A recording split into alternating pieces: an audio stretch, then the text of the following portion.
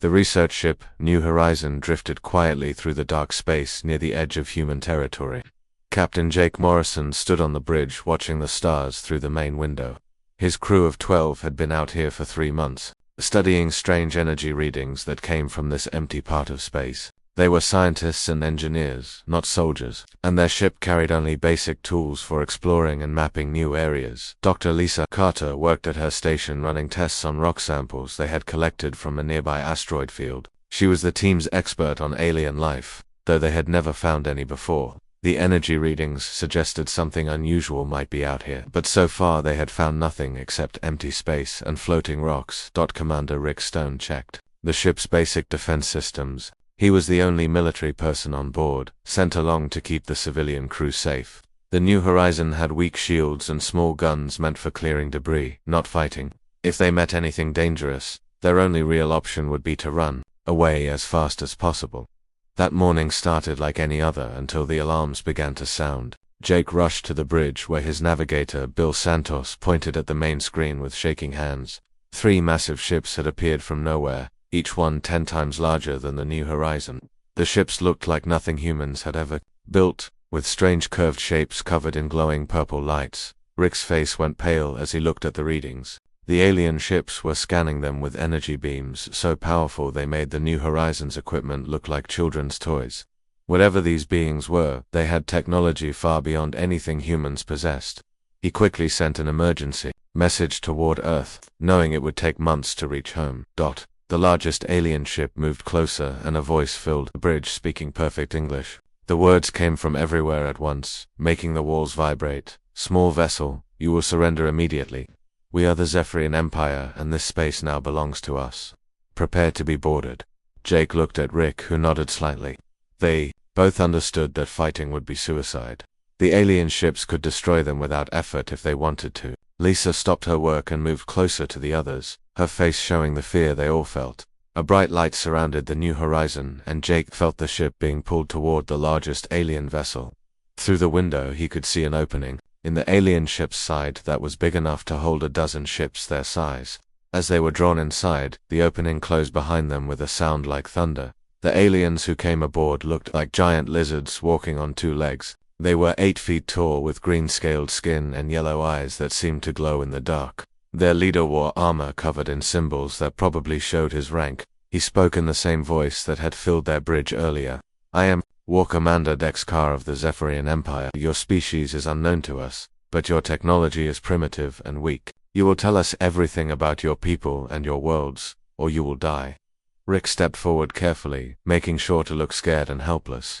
"Please don't hurt us. We're just scientists exploring space. We don't have any weapons or armies. Humans are peaceful people who only want to learn about the universe." Jake watched Rick's performance and understood what his friend was doing. If these aliens thought humans were weak and harmless, they might underestimate Earth's real defenses. Jake had seen the military bases hidden throughout the solar system and knew that humanity was not as helpless as they appeared. Lisa played her part perfectly, showing the aliens their basic tools and simple computers. She explained that humans had only recently learned to travel between stars and had no experience with warfare or conquest. The Zephyrians looked at their equipment with amusement, clearly thinking it was barely better than stone tools.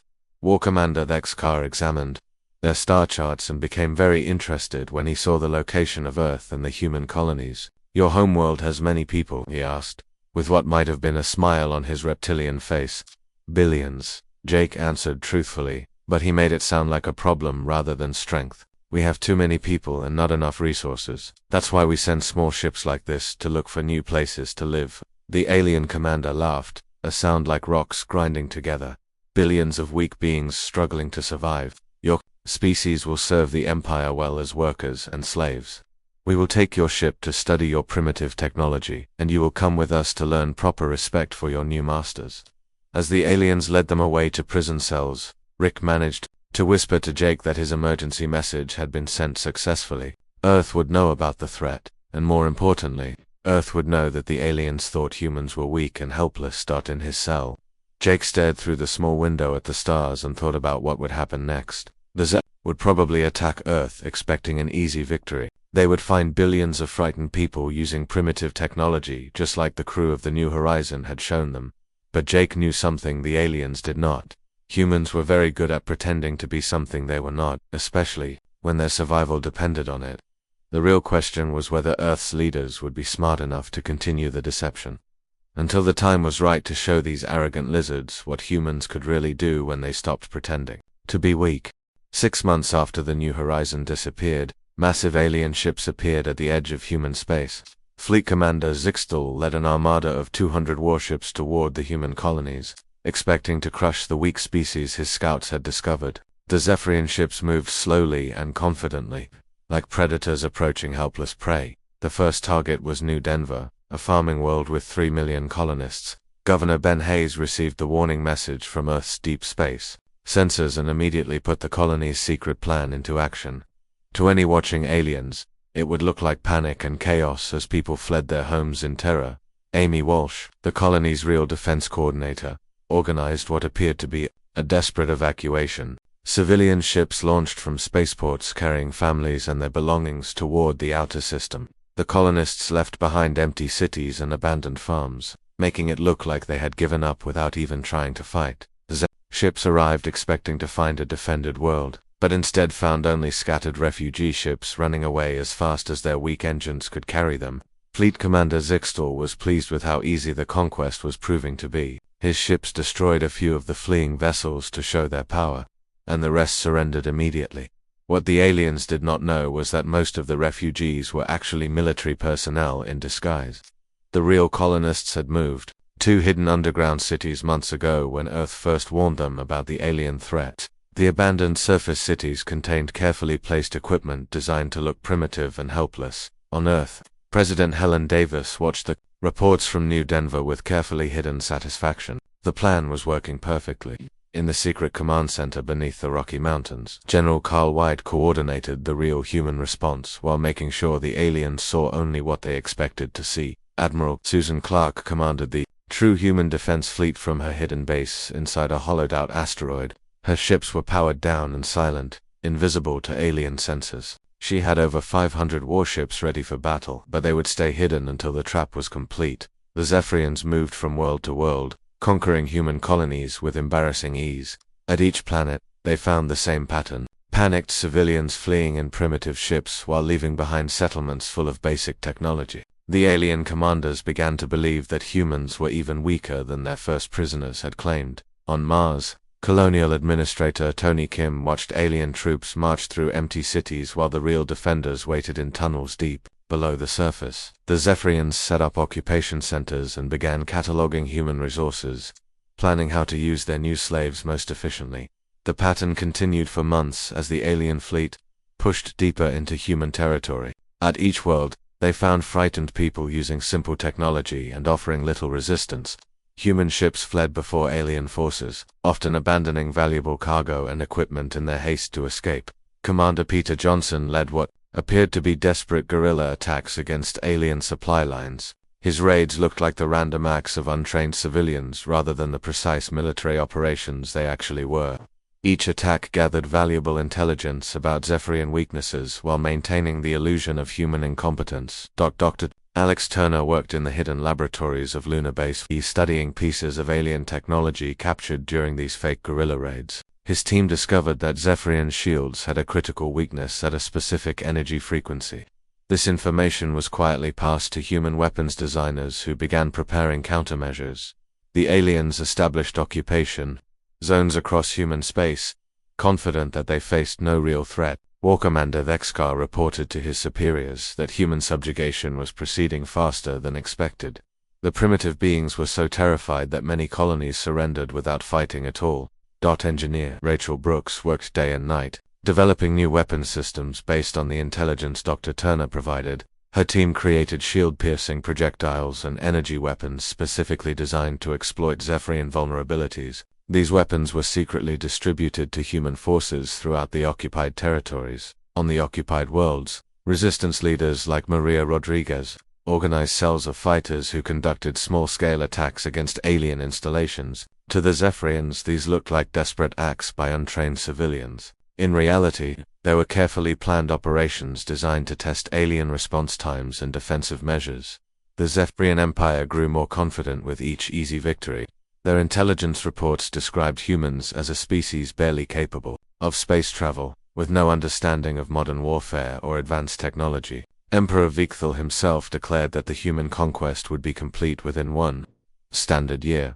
What the aliens did not realize was that every cowardly retreat and failed resistance was actually providing human forces with crucial information about Zephyrian tactics and technology.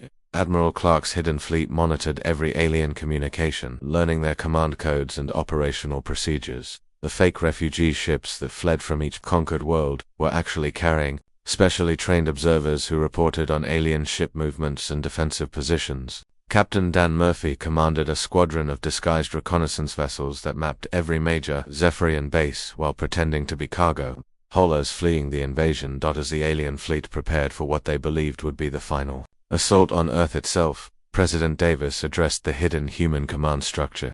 The time for deception was almost over. Soon the Zephyrians would learn what humans were really capable of when they stopped pretending to be weak. The aliens had conquered dozens of worlds and enslaved millions of people, but they had also fallen perfectly into humanity's trap.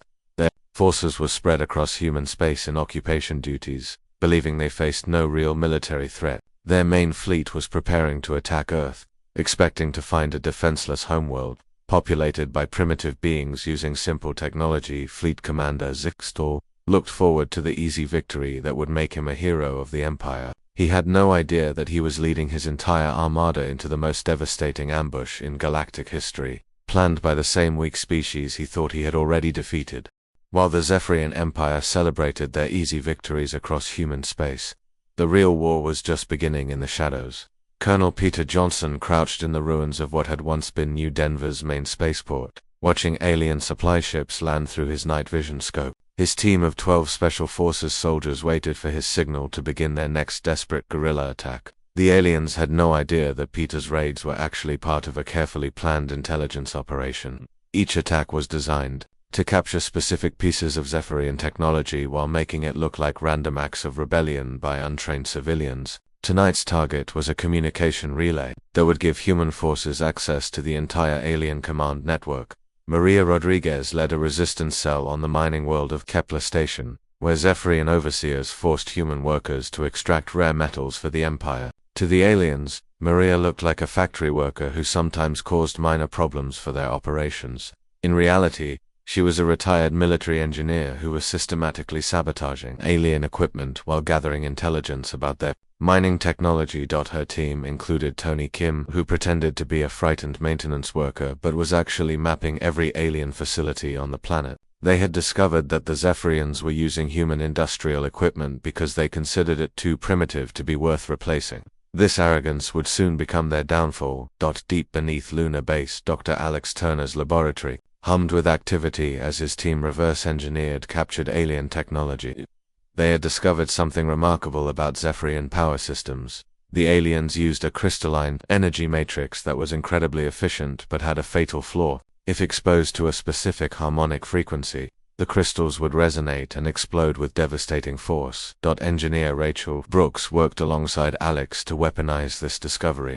Her team had developed a new type of projectile that could penetrate Zephyrian shields and deliver the harmonic frequency directly to enemy power cores. The weapons looked like standard human military equipment to casual observation, maintaining the illusion that humanity possessed only primitive technology. The secret weapons were distributed to resistance cells throughout occupied space using a network of smugglers and black market dealers. To the Zephyrians, this looked like desperate civilians trading for basic supplies. They had no idea that advanced military equipment was being moved right under their noses. Captain Luke Foster commanded one of Admiral Clark's hidden scout ships, disguised as a damaged freighter drifting through the asteroid belt. His sensors recorded every alien ship movement while his communications team intercepted Zephyrian military transmissions. The aliens' own confidence was providing humans with a complete picture of their fleet positions and operational plans. On Earth, President Helen Davis met with the Joint Chiefs in the Hidden Command Center, reviewing reports from across human space. Every occupied world was sending intelligence about alien weaknesses and defensive positions. The picture emerging was both encouraging and terrifying. The Zephyrians were powerful but overconfident, and their entire invasion force was walking into a trap. General Carl White coordinated the most ambitious deception operation in human history. Military personnel throughout occupied space maintained their civilian disguises while secretly preparing for the counterattack. Weapons caches were hidden in abandoned buildings. Communication networks were established using seemingly innocent civilian channels, and strike teams positioned themselves near critical alien installations. Major Julie Adams led a team of combat engineers who were supposedly repairing damaged infrastructure on occupied worlds. In reality, they were placing explosive charges in key locations and installing hidden weapon systems that would activate when the signal was given. The aliens praised human efficiency in restoring their conquered territories, never suspecting they were helping to prepare their own destruction. The Zephyrian occupation forces grew increasingly relaxed as months passed without serious resistance. War Commander Thexkar reduced security protocols and redeployed many of his ships to prepare for the final assault on Earth. This was exactly what human planners had hoped would happen. Commander Roy Turner operated a network of fake refugee camps that were actually training facilities for human special forces. Thousands of displaced civilians learned advanced combat techniques while appearing to struggle with basic survival. The camps were positioned strategically around major alien bases, putting trained fighters exactly where they would be needed. When the counterattack began, Dr. Lisa Carter, who had been captured with the original New Horizon crew, secretly worked with other human prisoners to map alien ship layouts and security procedures. The Zephyrians used human slaves for maintenance work, giving the prisoners access to critical areas of their warships. Lisa's team gathered detailed intelligence about alien vessel weaknesses and crew procedures. The information flowed back to Earth through a complex network of coded messages hidden in seemingly innocent communications. Supply requisitions contained weapon specifications, maintenance reports included guard rotations, and personal letters described alien defensive positions. The Zephyrians monitored human communications, but found nothing suspicious in the complaints and gossip of defeated civilians. Admiral Susan Clark's hidden fleet grew stronger each day as new ships arrived from secret construction facilities throughout the solar system. The vessels were powered down and concealed within asteroid fields, invisible to alien sensors. Each ship was equipped with the new harmonic weapons and trained crews who had studied captured Zephyrian tactical data for months. Captain Emma Price commanded a squadron of stealth frigates that would lead the opening assault when the time came. Her ships could approach alien vessels undetected and deliver devastating surprise attacks. The frigates were disguised as space debris when not in use. Just another example of human ingenuity that the aliens consistently underestimated. The Resistance cells maintained perfect operational security by acting exactly like the frightened, defeated civilians the aliens expected them to be. They complained about food shortages, argued over work assignments, and showed proper fear when confronted by Zephyrian soldiers. This psychological camouflage was as important as any physical weapon in maintaining the deception. As Fleet Zixthal prepared for the final assault on Earth, human intelligence networks tracked every movement of his massive armada. The aliens expected to find a helpless homeworld defended by primitive weapons and frightened civilians. Instead, they would encounter the most sophisticated defensive system ever created, operated by people who had spent months learning exactly how to destroy Zephyrian ships. The trap was nearly complete, and soon the galaxy would learn that humanity's greatest weapon was not any advanced technology, but their ability to make enemies underestimate them until it was far too late to escape. The consequences of that fatal mistake. Fleet Commander Zixthal felt tremendous satisfaction as his armada of 300 warships approached the Sol system. Earth hung before them like a blue jewel, the homeworld of the primitive species he had spent months conquering. His intelligence reports showed a planet defended by outdated orbital platforms and a few dozen patrol ships with weapons barely capable of scratching Zephyrian hull armor. Admiral Susan Clark watched the alien fleet from her command ship hidden behind Ceres, her finger hovering over the activation switch that would reveal humanity's true military power. Around her, the bridge crew worked with calm efficiency, their faces showing none of the fear the aliens expected to find. These were professional soldiers who had spent their entire careers preparing for this moment. Captain Dan Murphy commanded the first wave of human dreadnoughts concealed within the asteroid belt. His ships had been powered down for weeks, invisible to alien sensors while they waited for the perfect moment to strike. The vessels around him represented the most advanced military technology humanity had ever created. Weapons systems the Zephyrians could not even imagine. The alien fleet moved confidently toward Earth, their formation loose and casual.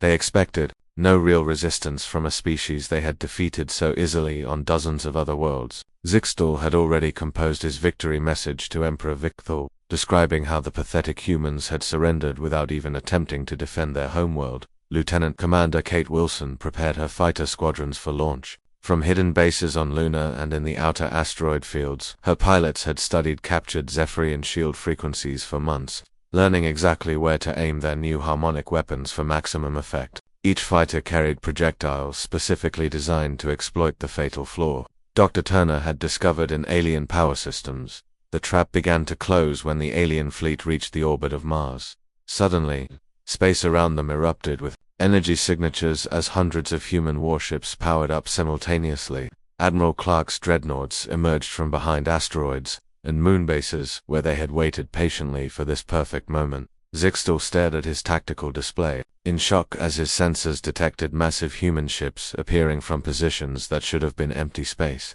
These vessels were not the primitive patrol boats his intelligence had predicted, but advanced warships with energy signatures that matched or exceeded his own flagship. Captain Dan Murphy's voice echoed across all human frequencies as the first wave of dreadnoughts opened fire. All units, weapons free. Show these lizards what happens when they underestimate humanity. The opening salvo struck the alien formation with devastating precision, targeting the specific weak points that months of intelligence gathering had revealed. The harmonic weapons proved their worth immediately, as Zephyrian shields collapsed under frequencies they had never encountered before. Alien power cores began exploding in chain reactions that tore apart ships from the inside. In the first 30 seconds of battle, Zixtal lost 20% of his fleet to weapons that should not have existed.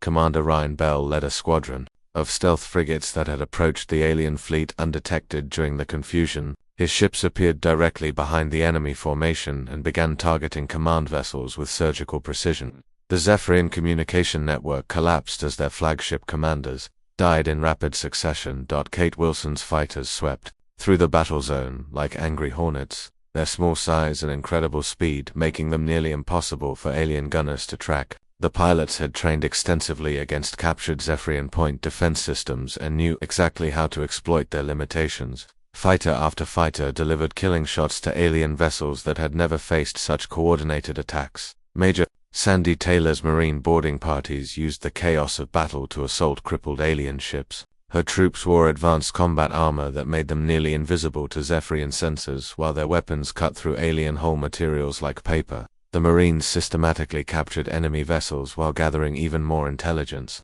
about alien technology. The Zephyrian fleet tried to retreat but found their escape routes blocked by more human ships emerging from concealment. Admiral Clark had positioned her forces to create a perfect killing field with no possibility of escape.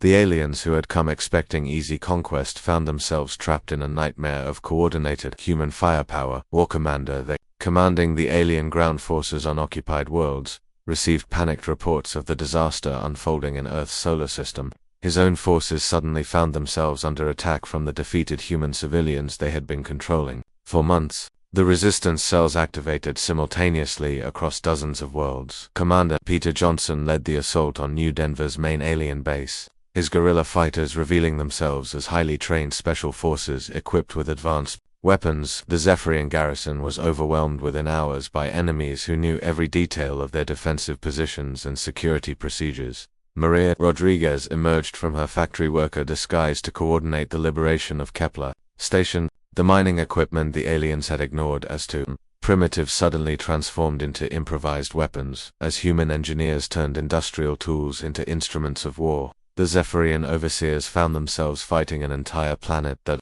had been secretly preparing for this moment. Captain Emma Price's stealth squadron executed precision strikes against alien supply bases throughout human space. These installations had been mapped and analyzed for months by intelligence operatives pretending to be civilian workers. Each attack was perfectly coordinated to maximize damage while minimizing human casualties. The battle in the Sol system reached its climax when Admiral Clark's flagship engaged Zixtal's command vessel directly. The alien fleet commander finally understood the magnitude of his error, as human weapons tore through his supposedly invincible shields. His last transmission was a warning to the Zephyrian Empire about the terrible mistake they had made. Dr. Alex Turner monitored the battle from Lunar Base, watching his harmonic weapons prove devastatingly effective against alien power systems. The technology the Zephyrians had considered primitive was destroying their most advanced warships with terrifying efficiency. Human innovation had turned their own technological superiority against them. Within 6 hours, the Zephyrian invasion fleet was completely destroyed. Only a handful of alien ships escaped to carry word of the disaster back to the Empire. The survivors would tell their leaders that the weak, primitive humans they had attempted to conquer were actually the most dangerous military force they had ever encountered. President Helen Davis addressed the human population as reports of victory poured in from across occupied space. The deception was over, and the galaxy would now know that humanity was not the helpless prey species they had pretended to be.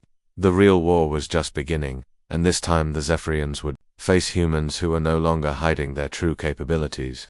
The news of the disaster at Earth spread through the Zephyrian Empire like wildfire, causing panic among military commanders who had considered the human conquest a routine operation.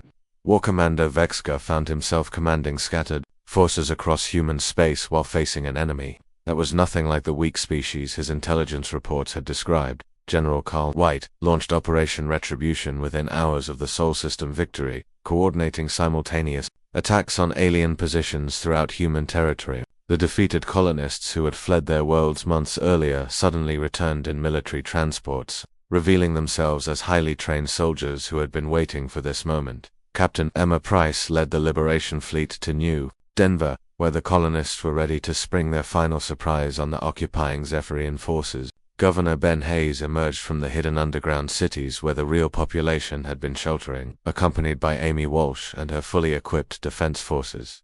The Zephyrian garrison commander was shocked to discover that the abandoned surface cities contained massive weapons storage facilities and defensive installations that had been hidden beneath seemingly innocent buildings.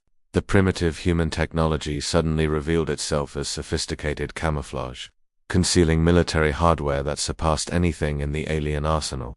Commander Steve Walsh coordinated deep strike missions against Zephyrian supply bases, using ships that had been disguised as civilian cargo haulers for months.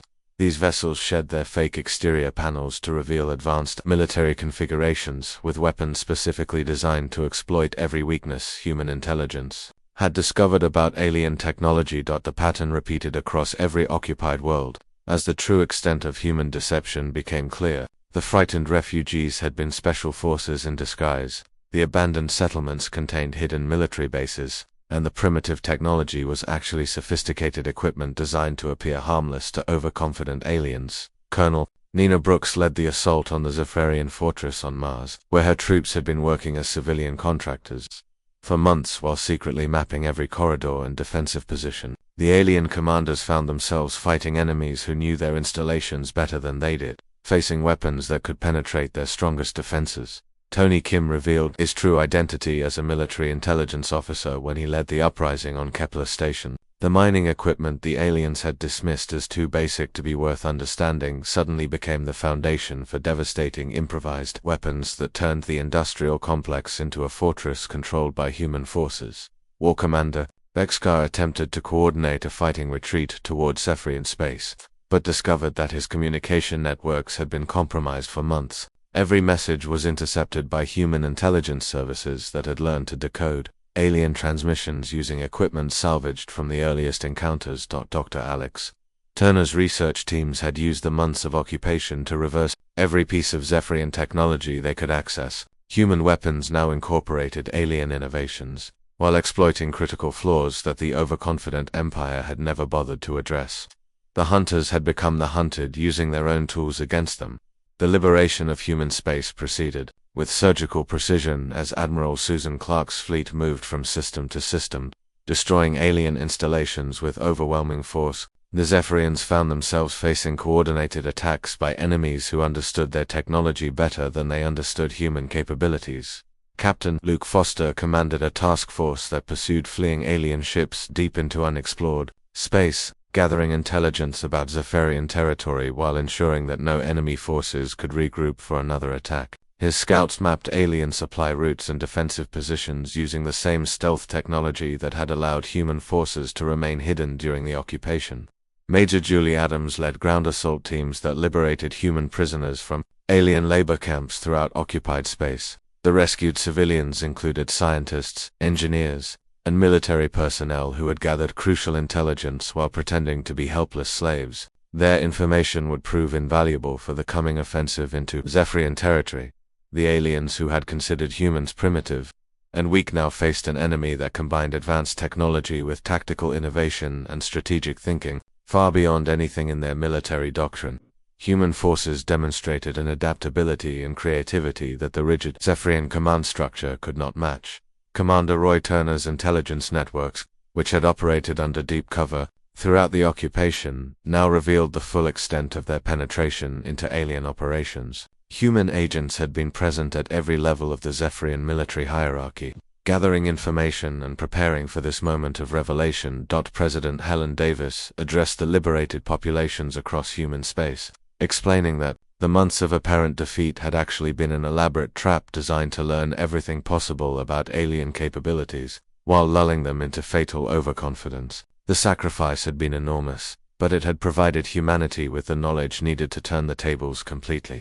The Zephyrian Empire began to realize that they had not been fighting a primitive species at all, but had instead awakened a sleeping giant that possessed military capabilities beyond their worst nightmares. The easy conquest they had planned had become a devastating defeat that threatened the very existence of their civilization. Engineer Rachel Brooks coordinated the rapid deployment of new weapon systems based on captured alien technology. Human factories that had appeared to be primitive industrial facilities suddenly revealed their true nature as advanced military production centers, capable of outproducing the entire Zephyrian war machine. The few surviving alien commanders sent desperate warnings back to the Empire, describing human forces that seemed to anticipate every tactical move and counter every strategic decision. The species they had dismissed as barely capable of space travel was demonstrating military sophistication that suggested centuries of advanced warfare experience. Human forces prepared to carry the war into Zephyrian territory. The galaxy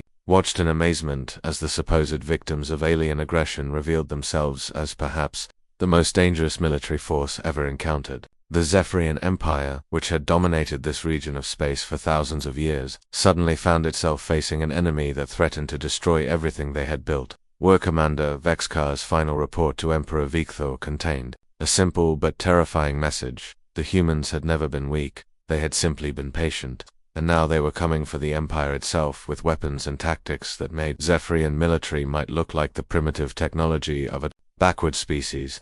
Emperor Vikthor sat on his throne aboard the massive fortress station orbiting the Zephyrian homeworld, reading reports that filled him with a terror he had never experienced in 3 centuries of life. The primitive humans his commanders had dismissed as easy prey were now advancing through the Empire's outer territories with a military force that seemed unstoppable. Admiral Susan Clark commanded the human expeditionary force as it entered Zephyr space for the first time. Her fleet of 800 warships represented the largest military operation in human history, equipped with weapons that had been perfected through months of studying captured alien technology. The ships moved with precision and purpose toward targets that human intelligence had identified as critical to the Empire's survival. Commander Luke Foster led the advanced squadrons that swept aside Zephyrian border defenses with devastating efficiency. The aliens had designed their fortifications to repel attacks using their own technology, but human weapons exploited weaknesses that Empire engineers had never considered. Fortress after fortress fell to coordinated assaults that combined advanced firepower with tactical innovation. The Zephyrian military command struggled to respond to an enemy that seemed to anticipate their every move. Human forces demonstrated an understanding of alien psychology and doctrine that allowed them to predict and counter Zephyrian strategies before they could be implemented. Every defensive plan the Empire devised was met by human tactics specifically designed to exploit its weaknesses. Captain Dan Murphy's battle group engaged the Zephyrian Third Fleet near the industrial world of Kethma, where alien shipyards had produced warships for the Empire for over 1,000 years. The battle lasted only 3 hours before the entire enemy fleet was destroyed or captured, while human forces suffered minimal casualties through superior technology and tactical coordination.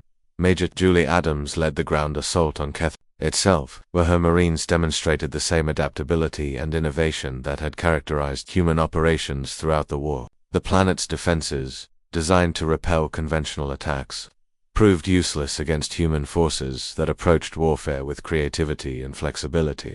The rigid Zephyrian military had never encountered. Dr. Alex Turner accompanied the expedition aboard a mobile research vessel, studying captured Zephyrian technology and discovering new weaknesses that could be exploited. His teams had become expert at reverse engineering alien systems and turning their own innovations against them. Every victory provided new opportunities to understand and overcome Empire technology. The psychological impact of human success spread throughout Zephyrian space as word of impossible defeats reached civilian populations that had considered their empire invincible. The species that had been dismissed as primitive slaves were systematically dismantling the greatest military force in the galaxy. Using tactics and technology that seemed almost supernatural, War Commander Vexcar found himself commanding the defense of the Empire's core worlds with forces that were demoralized and confused by an enemy they could not understand. His officers reported that human ships seemed to appear from nowhere, strike with devastating precision,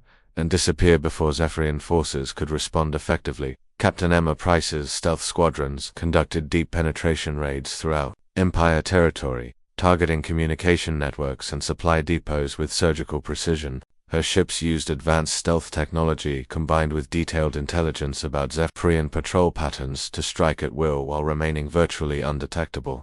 The tide of war had turned so completely that Emperor Viekthal began receiving petitions from his own planetary governors, requesting permission to negotiate separate peace agreements with the advancing human forces. The empire that had ruled this region of space for millennia was fragmenting under pressure from an enemy it had fatally underestimated. Commander Roy Turner established forward intelligence bases on captured worlds, coordinating with local populations, who were often grateful to be liberated from Zephyrian rule. Many alien species that had been conquered by the Empire provided valuable assistance to human forces, sharing intelligence about Imperial defenses and supply routes. General Carl White coordinated the final phase of the campaign from his headquarters. On the captured fortress world of Zeek-Theri, the planet had been considered impregnable by Zephyrian strategists, but had fallen to human forces in a single devastating assault that demonstrated the complete superiority of human military doctrine. Climactic battle came when Admiral Clark's fleet reached the Zephyrian homeworld itself.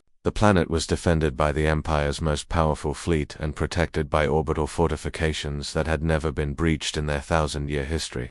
The defenses lasted exactly 6 hours against human forces that attacked with weapons and tactics the Empire could not counter.